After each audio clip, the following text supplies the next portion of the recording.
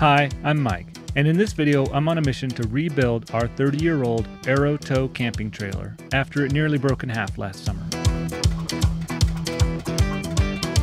To learn more about this trailer, you can check out this video that I posted long before I even started its metamorphosis into an off-road trailer.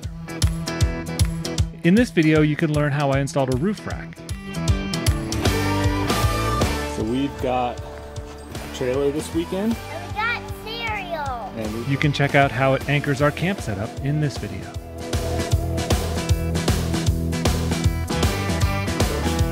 And then see how I broke it in half in this one.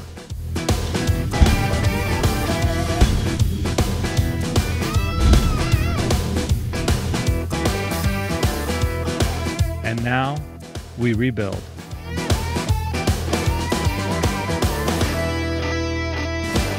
So the first thing I need to do for this trailer project is get this drawbar off. I've been using this as a hitch, as a receiver hitch for bikes, and it holds our Thule rack and two bikes really well.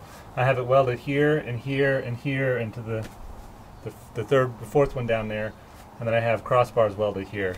And I'm going to start by just cutting the welds on both sides and dropping it off. So I'm going to use the GoPro for this because I don't need really high quality footage for this, so we'll just speed this up and hopefully this will all happen really quickly. So we're gonna go to town on this bad boy.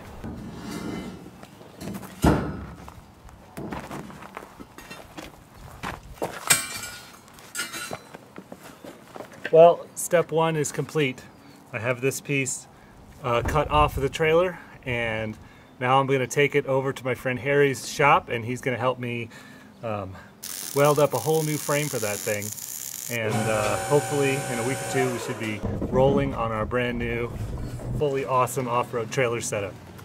This incidentally is a 48-inch Kurt drawbar that I bought, and I cut these plates to bolt it up to the, well, to weld it up to the trailer. And I've always was kind of leery about how well I did welding it up, but I can tell you, given how hard it was to cut it off, that I think I did a pretty good job.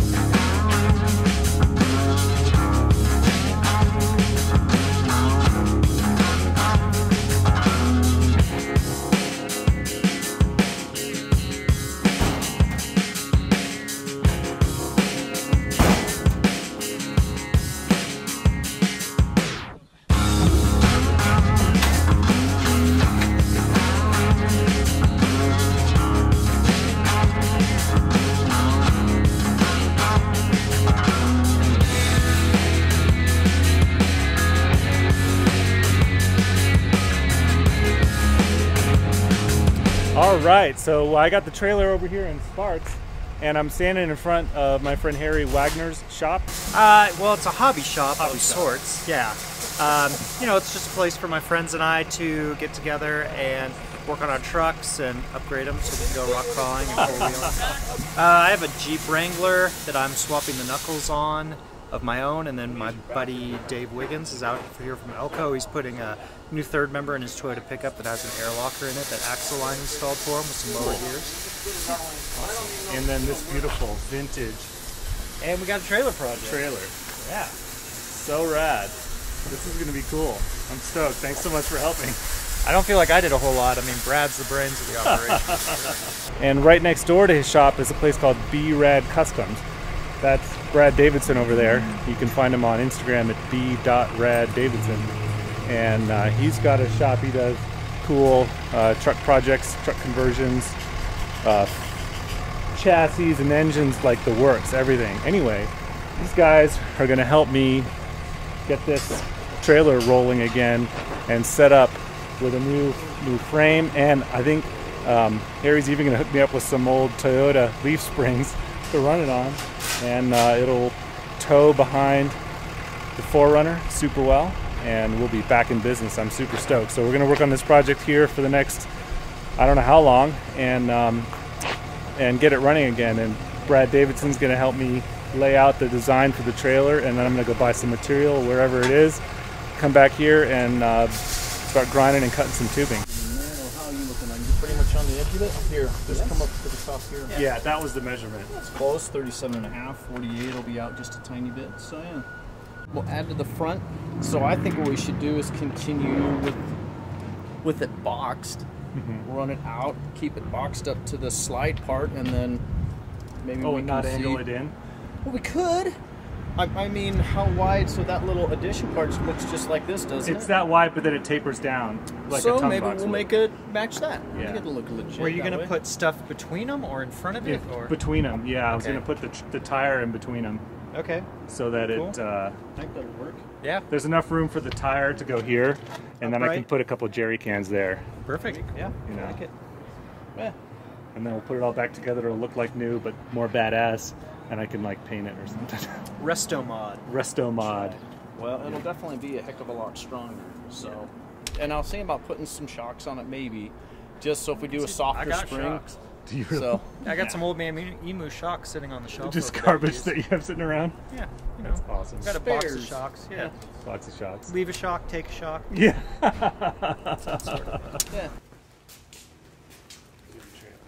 yeah. So, this trailer. I think some 2-inch. I think 2-inch quarter wall should be perfect. 2-inch quarter wall, that's what I was looking at. Yeah, I think 2-inch quarter wall would be more than enough. It's what most trailers are made out of, that or angle iron. So Yeah. I want to go away from angle because that's what the. Do you think quarter might be too heavier than necessary for that? maybe, but you said you kind of want to beat the heck out of it, right? I want to beat the heck out of it, but it's not going to be that loaded. Like max fully loaded weight's probably going to be less than around 1,500, less than 2,000.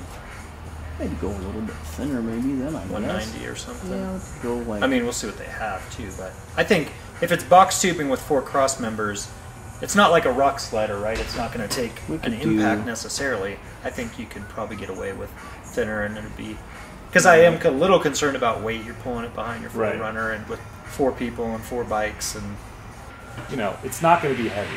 Like right now, it is if it's going to be 250 wall. it is. I wonder. Let me see. I've got some box tubing over here. 120. So this is 120 wall tubing. That'd be plenty, I believe. You think so? Yeah. Yeah, Yeah. that seems like. That's what I was thinking 120 wall when Sorry. I said quarter. The Well, two, yeah. you add the 2 120s together, and you get 250. There you go. I totally know what you're talking Yes. about. Yeah. the actual 250 wall though that needs to go away. Oh, well, we there you go. are going to need the 250 wall for the tongue portion though, because if that thing telescopes, we're gonna want that to be needs to be fit. Right, that needs, yeah. So that'll be Proper 250 coupling. wall. Yeah. So Is that for your JK? Or your J? It's What a is that? LJ, LJ? long wheelbase TJ. Long wheelbase TJ. Yeah. I thought you weren't a Jeep guy. I guess I am now. he's got a super G below. Harry. No, it's like this. It's like this. Yeah. On the steering wheel, Yeah. the low key, Yeah. cool guy. I did when I first got this. People were waving, and I was like, they'd already driven by. I'd be like, oh, hey, Yeah. right, yeah. You I have didn't a know. Jeep now. Yeah, that's Right. Toyota guys don't do that. No. Ford guys don't do that either. We just Tracker guys don't do that either. tracker guys. I mean, hey, here we. Those would fit, right? Yeah. Those are just We'll sitting make up them here. fit. We're fabricators.